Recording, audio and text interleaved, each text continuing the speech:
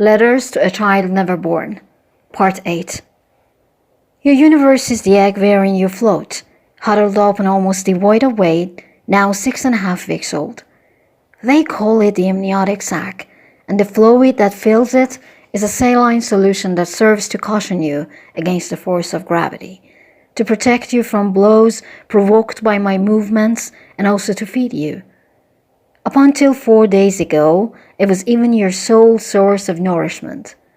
By a complicated and almost unbelievable process, you swallowed one part of it, absorbed another, expelled still another, and produced it again. For the past 4 days, however, it's I who's become your source of nourishment through the umbilical cord. So many things have happened in these days. I feel exalted and admire you when I think of it. The placenta has been strengthened, the number of your blood cells has increased, and everything goes forward at a mad pace. The structure of your veins is now visible. Your arteries, too, are perfectly visible, and the vein of the umbilical cord that brings you my oxygen and the chemical substances you need.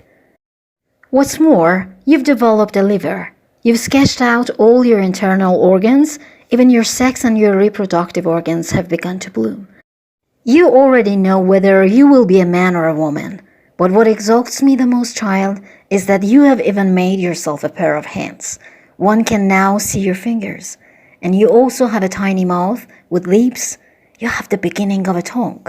You have the openings for 20 little teeth. You have eyes, so tiny, hardly more than half an inch, so light, 1/10 of an ounce, and yet you have eyes. To me, it seems almost impossible that all these things can happen in the span of a few weeks.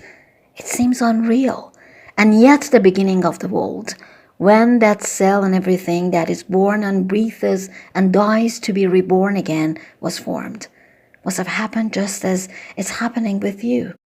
In a swarming, a swelling, a proliferation of life, increasingly complicated, ever more difficult, ever more rapid and ordered and perfect.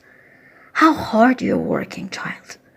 Who says you're sleeping, rocking quietly in your fluids? You never sleep, you never rest. Who says you're at peace amid a harmony of sounds arriving at your softly padded membrane? I'm sure that for you it's a continual rinsing, a continual pumping, panting, rustling, an explosion of brutal noises. Who says you're inert matter, little more than a vegetable that can be extirpated with a spoon? If I want to be free of you, they insist, now is the moment to do it. Or rather, the moment begins now.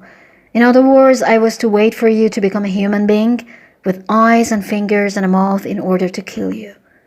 Not before. Before, you were too small to be singled out and torn away. They are crazy.